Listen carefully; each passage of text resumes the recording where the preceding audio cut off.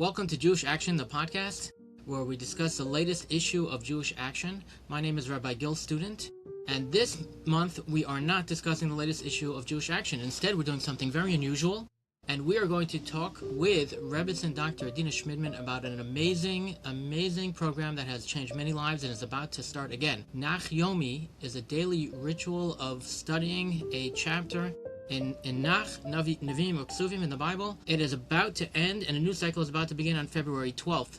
Rebbetzin Shmidman is going to tell us about how amazing this program is, and I've seen it personally in my own family, and how you can join and learn more about it. So please join us, and remember to subscribe to this podcast and to review it, and to go to jewishaction.com and read the magazine. The next issue is going to be about Torah in the age of artificial intelligence. It's going to be really interesting, and God willing, next month we will have a podcast on that subject. So the original NakYomi series was called the Shoshana Grossman NakYomi program, and it's still ongoing. But a few years ago, a different NakYomi program started. You want to tell us a little bit about that? Absolutely. So the Torat Imecha Nach Yomi program was launched in January 2020, the same week as the Daf Yomi was starting its new cycle, its most recent cycle. Now this is actually the third siyum since they haven't had a siyum yet. Not that it's a competition, but it was a confluence of events, I'd like to say divine choreography, that will actually never happen again, maybe in a million years, that the two will line up in the same week. Challenge accepted. I got to get my spreadsheet set up and I'll figure it out. And it was a unique opportunity to say, we want to introduce women to this Nach space. And we were off to the races. Now, what also helped amplify this new content was that COVID started March 2020. Yes, I think we all remember that. Yes. So March 2020 was everybody headed inside. The constancy and the messaging of the prakim of Nach really held women and took us forward. And I don't want to say here we are. There are a lot more things that happened along the way, but that was certainly our launch. What's interesting is that I was asked at the time, what would be the measure of success in launching this program? And it's always strategic not to give a very high number. And I said, if we have 300 people sign up, and now I look back and I'm like, that's 300 it's a lot of work for 300 people. Now, obviously, the reach and extent of any learner goes way beyond the learner herself. But still, 300 people is not really a very high number. But in my heart, I said, if we hit 1,000, I'll be over the moon. 1,200 women crossed the finish line. We had 3,500 subscribers that first round. 1,200 crossed the finish line, made it to Divrei Hayamim Beis Perek Lamed Vav 36, all 742 prakim. 742, that is the number. And it's really tremendous. So let's see. Okay, so March 2020 and 742 is roughly 2 years. Right. So January 2020 is when we started. January 2020, and you made the first siyum in 2022. Correct. Yes, I remember. My wife attended. Yes. Everybody was wearing masks. It was COVID. It was Omicron. So we really did not know until a week out whether we were going to in fact have the siyum in person. And it was just touch and go and a lot of pressure. It was very intense. The women who came, and there were a few women who flew in from Dallas. There was a woman who came down from Boston. It was tremendous. But the in-person was just something that was above and beyond because of the COVID experience. So let's take a step back. A NakYomi program, you learn a perek of Nach, which is Navim and Ksuvim, every day. And as you said, there's 742. So after 742 days, you finish from Yeshua all the way till Divrei Hayamim Beis, all the way till the end. And the reason we're talking about it now is because we're recording this on Tu B'Shvat, which is the beginning of February 2026. And in about 2 weeks, less than 2 weeks. I'm sure you and your staffer know that. There's another NakYomi siyum coming. Correct. And there's a grand finale after 742 days. And my family, we've been marking it every day also. And thousands of families. So you said the first siyum was 1,200. 1,200 cross the finish line. 3,500 participating. Correct. And how many roughly are participating this last round? Okay, so registered around 22,000. Hold on. 22,000. And this is by women for women. Correct. Although anyone can sign up. In theory. Absolutely. Adult could sign up. There are always men in the women's section. But still, 22,000 people learning from this program. So I don't know if everyone learns every day, but 22,000 registered. They receive the email, are on the WhatsApp list, logged into the Torat Imecha app, dial in on the phone. So there are 22,000. How many are active? I want to say about 5,000-6,000 are in fact following along and are going to cross that finish line, which is just enormous. 5,000 to 6,000. And let me tell you, not everybody who goes to the NakYomi siyum actually finished everything. Can we just stay in that space for a moment? Yeah. The siyumim are not just for the misaimos. It's an opportunity to celebrate your sister, your mother, your grandmother, or just women's learning in general. So somebody asked me that last night, and my immediate response was in caps, please come. Please come. So why is there a Torat Imecha Nach Yomi when there already was a Shoshana Grossman NakYomi? Not that there's any competition, but why'd you create something new? It's a good question. And we actually approached that family to just, as we expanded, to include them in this space. That's very nice. Thank you. We felt that there was an opportunity to introduce women speakers, women educators into this Nach space, in addition to highlighting women learners. So this would be a space where women would be able to hear other women teach and to create a talent pipeline, to introduce new names, new faces, not just marquee name speakers, but to introduce new voices into the learning and inspiration space. So what's interesting is that, as is obvious, everybody has their own learning style and their own tastes. But because you have a variety of speakers, of teachers, you're going to have a variety of people finding their one speaker. Now, of course, there are some superstars who appeal to everybody, but everybody can find their own sort of, I don't know if role model is the right way, but their own Rebbetzin. Everyone can find their own Rebbetzin. What's interesting is that we introduced in this cycle a Hakaras Hatov email. So after we finish a sefer, there's an opportunity to message the educator to say thank you or express any thoughts or messages that you'd like.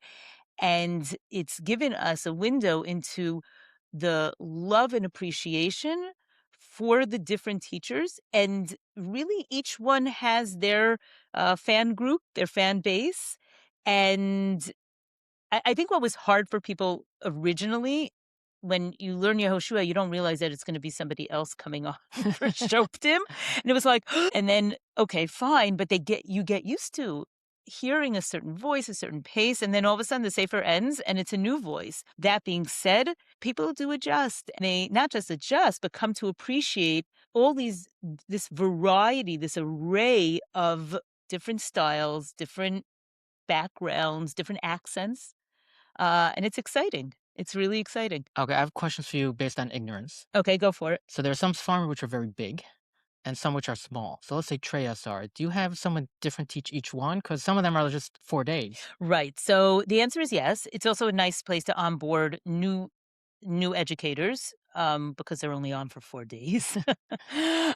We have bundled in the past Chagai Zachariah Malachi, but I actually split them this time because there's really so much talent and it's such an opportunity.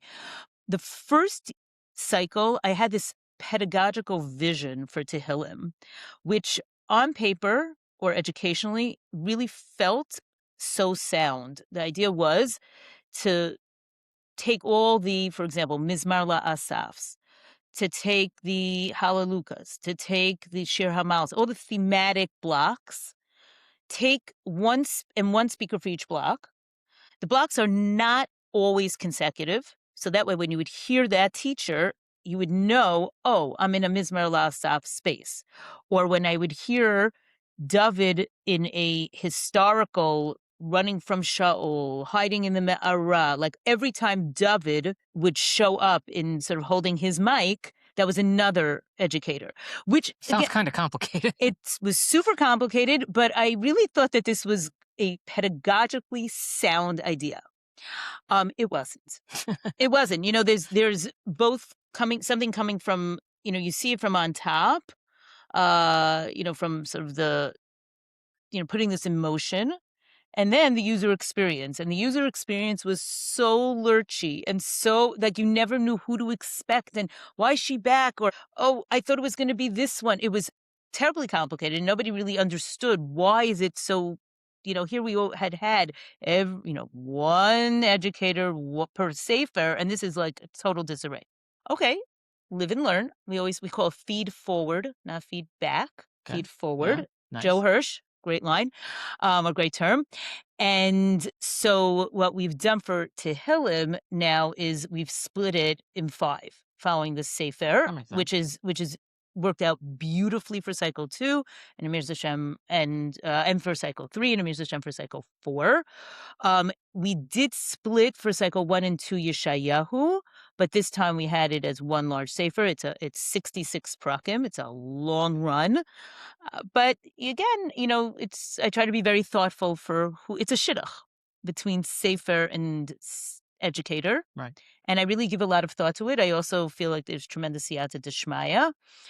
Somebody asked me, but of course these are svarim that they've taught before, and not necessarily. These superstar educators are, for some of them, it's depending on the sefer.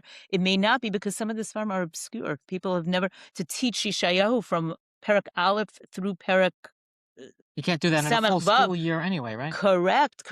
Which brings me to another point, which to me was very powerful. Somebody shared this with me in reflecting on actually at the time it was the first cycle of NakYomi. She said, for her, this is someone who was day school educated, learns a lot, and she felt that the impact of NakYomi was learning the Svarim, perek after perek, in the way the Anshe Knesset HaGedola laid out the Navi and Ksuvim, and that it was exponentially more impactful than learning it in a scattered way, which makes a lot of sense. But her feeling about this unfolding, you really see the design of the Anshe Knesset HaGedola, which, in reflecting, and I'm not sure if this is spoken about anywhere, but it's interesting because it parallels in some ways Chumash. We start off with narrative, and then you move into the more esoteric. And you have that in Navi too, where you start off from Yoshua through Malachim with a narrative, and then all of a sudden you get into Yeshayahu, Yirmiyahu, Yecheskel, it's a much more esoteric texts that people are not necessarily familiar with. And so, it takes a little bit more stamina, but I am just, I'm awestruck at the stamina not just stamina, the love for Navi that women have shared with me. It's astounding and outstanding. See, what you just described is an experience of a female, which is so important, because I would never have, for a man, in yeshiva, we don't really learn Nach. Come on board. If I want to know Nach, which I do, I just had to take out on my own and just go from beginning to end, perek after perek after perek. But you had a different experience because you learned it, seminary, and in high school you spent a lot more time on it. Elementary school also. But it was like, well, yeah, elementary school I did also, but who remembers that? Right, but you've gotten it you've actually had it taught to you, and now you're doing it in a different way. The NakYomi is a new way of looking at Nach. To me, this is the only way. I don't know any other way.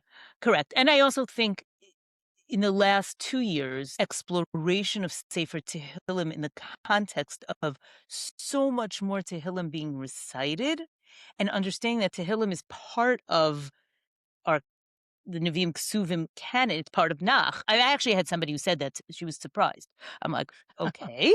Okay. But to have the opportunity to learn it, not just the phrase that we like to share is go from saying to praying, to really understand Tehillim. Now, we're not going to be at Tehillim for another year, but once you arrive there, you're in familiar territory, but not so super familiar territory. And that's true, really, I think, for all of the Nevi'im. we've learned Yehoshua, we've learned Shoftim, but how many years ago? If you're part of the NakYomi cycle, you've learned it. We just did a research study with the OU research team, CCR, and one of the, to me, highlights of what they found was that 75% of the women are coming back for the next cycle. Wow. Not with no Wow. questions asked. 20%. Okay, so what's happening with the remaining 25%? 20% are thinking about it. Okay, so 95% are part of this anticipated cycle 4 space, and the remaining 5%, why are they leaving? Because they've learned it already and they want to go on to something new. And I think that that's very admirable too. So what a vote of confidence, what a sense of joy and connection that people don't want to leave. Well, I think it goes to, it's not just material that you're learning. This is not just a learning program. It's transformational. It's about a personal journey. And I don't know if you want to talk about your personal journey or you just want to tell me about what you've heard from other people, but how have you seen it affect people and their lives? It's huge. It's huge. People stop me everywhere I go. 22,000 people. 22,000 people. It's very delightful. Keep stopping me. It's very joyous. It's to hear people's stories, and some are more dramatic, some are less dramatic, but whether less or more dramatic, the impact is there. It changes their lives. It changes their families' lives. Mom is centered around Torah learning, daily Torah learning. One woman told me yesterday, I was in Boston for the kickoff of siyum season, the siyum tour. Join us. We're going to be heading to Chicago, Philadelphia, New York, in Woodmere, Yerushalayim, coming back into South Florida and Boca Raton, Phoenix, and LA. That is incredible. Although by the time this is released, it'll probably this podcast is released. All of them would have already happened. Okay. But it's good for people to know about it. Yes. There's such enthusiasm throughout the country and throughout the world. Correct. So I was in Boston yesterday, and women were coming over and sharing their experience. There was a woman who had come from Boston to the first cycle siyum. Wow. In the 5 towns, right? In the 5 towns. It was, again, as I mentioned earlier, it was during COVID. When she walked in, I couldn't believe it. And she described, and I actually went back last night to find this email.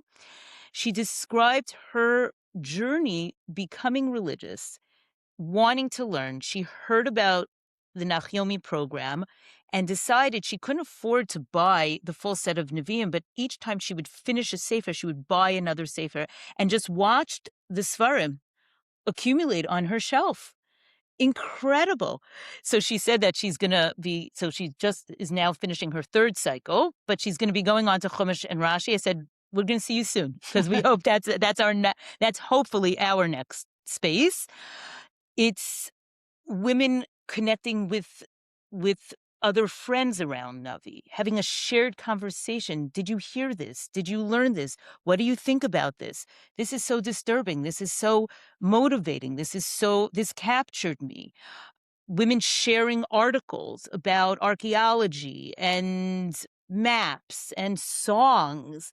The surround sound of the Navi learning experience is remarkable.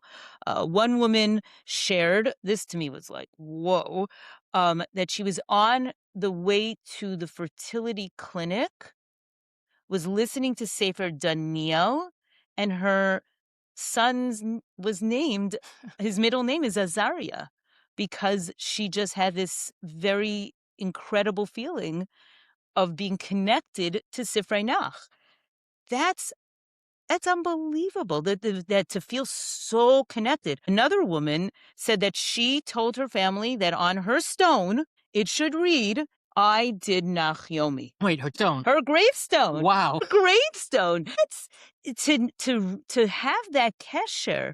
Another woman reached out to me. She's a child of Holocaust survivors. And she's reading about the continuity of our people and the narrative that we've been through this again and again, to know that we're living in such a complicated world where anti-Semitism is on the rise. but be tethered to the words of the Navi, it gives you strength.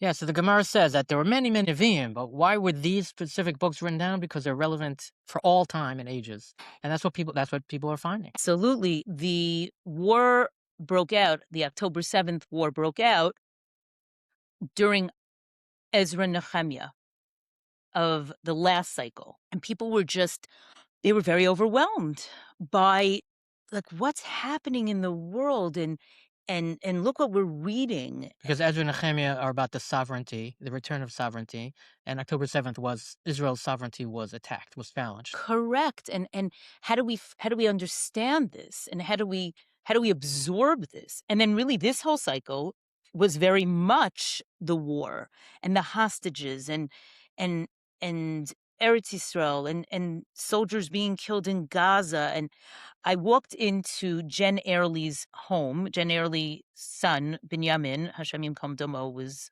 killed in Gaza. We came in as part of a Women's Initiative mission. And it was the day after they got up from Shiva. What do you Wow. what do you say? What do you say? And I'm supposed to be the Rebbetzin in the room, or the Rebbetzin leading the other Rebbetzins. So there's no words. There really are no words. So I just went over to her to give her a hug. So I'm in this embrace, and she whispers in my ear, "I'm behind in NakYomi." Oh my goodness. Okay, so I'm like, huh? Did she just say NakYomi? So, it caught me for a second, and I whispered back, "Don't worry, you'll catch up." And all of a sudden, the two of us are connected in such a profound way. Beautiful, poignant, touching. And she actually spoke at the last siyum, and how her son Binyamin was really fighting like Shimshon for the dignity of the people, and how could our people be violated in this way? So it's not just learning Nach, it's living Nach. And then you have Rav Rimon, who said we're writing the next chapter of Nach with messages and miracles, not just the miracles are Tanakh worthy. And so when you're living that, you're like, wow. That's especially moving from someone who herself is a mother of IDF soldiers. Soldier. I'm conscious of the time. I don't want to have to split this up into two podcasts again.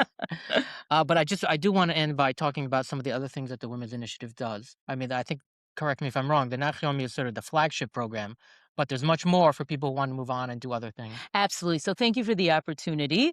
So we like to say it's learning, leadership, and community. But if you say Torah, leadership, and community, then you got TLC, which is we try to do everything in a warm and embracing way.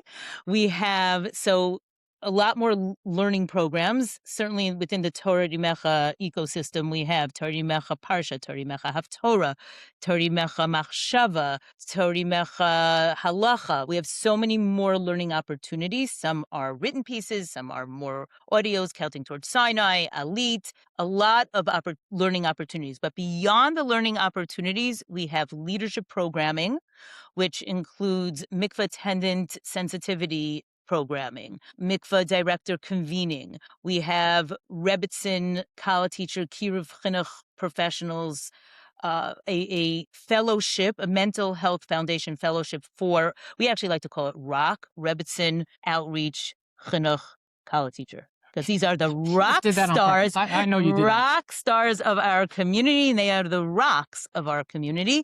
So we have a mental health foundation fellowship for these women. We're excited about launching our 5th cohort. We have a lay leadership space. We a summit every couple of years. We have which is a national program. And we have a more local program called COLI, Community Organization Leadership Initiative, or Kuf Vav Lamed Yud. As you see, I love naming programs. So that is an opportunity for women within a community to be networked, for organizations to talk to each other, to raise the bar of women's leadership within a community. We have a We also have, so these are, I would say, within the leadership space, some of the programs that we're doing. And then in the community space, we have a bat mitzvah program that we just launched as a pilot program in, I think, 6 communities. Really excited. A mother-daughter can also be run within a shul setting. Super exciting. We have the Lech Knos program, which started originally during the first year of the war as an opportunity to gather together. It's a program in a box. So if you sign up, you get an editable flyer, you get the program video and Tehillim cards, and that way you can run a program with relative ease. Wow. And it's exciting. And it brings me back to, I think, just to sort of end on a NakYomi way, the idea of community. We want to be there as a community of learners, a community of leaders, to be able to support each other through whatever journey we're on. And certainly within the NakYomi space, it's an exceptionally powerful experience to be learning on one's own, but I don't think it's an exaggeration to say that this is the largest Navi classroom in our history. Not just the world, in the history of the world. In the history of the world, yes, because everybody is learning together. They're learning from the same teacher, which is really powerful, really powerful. And to know that you're part of this community wherever you are. You could be in Alaska, and we do have a learner in Alaska. Really? We do. Wow. We do. And when she reached out to me in that first cycle, it was just Alaska. For real? Wow. And it's not just across the United States, it's international. Brazil, Mexico, France, Germany, Switzerland, Belgium, England, it really all over. And to know that as a learner or as someone, as a woman in our community, you are part of something bigger. And one feels it when we have the Zoom siyumim, which is, at the end of every sefer. So you have the opportunity to come on. I always say, please turn on your screen. It helps build community. List your name. And when you see these names pop up, it takes your breath away to see the extent, the range of geographic range, but also hashkafic range. Women, you look to your right, you look to your left, everyone looks different, and we're all able to sit together and learn together and be together. It's truly exceptional. See, I say yes, not because I joined, but because I hear about it at home. Just a larger family and a smaller family, all very, very committed to the Women's Initiative. So you have things for community members, for lay leaders, and for professional leaders. Where can everybody find out more about the Women's Initiative? ouwomen.org. Simple enough. ouwomen.org. We have a siyum coming up in about a week and a half, but by the time this is released, it will be almost here or there. So I hope everybody joins. If not, start the new cycle. Again, this is the podcast, Jewish Action, the podcast. I encourage people to subscribe and to rate the podcast and to go to jewishaction.com to read the magazine. Then Mir Hashem, you'll enjoy the archives and the new issue that's about to come out on AI. So thank you very much, Rebbetzin Shmidman. It's a pleasure to have you. Thank you. And thank you for the opportunity. And you can check out all the related siyum programming, ouwomen.org/siyum26. Great. All right. Looking forward to seeing you there. Okay. Thank you very much. Thank you.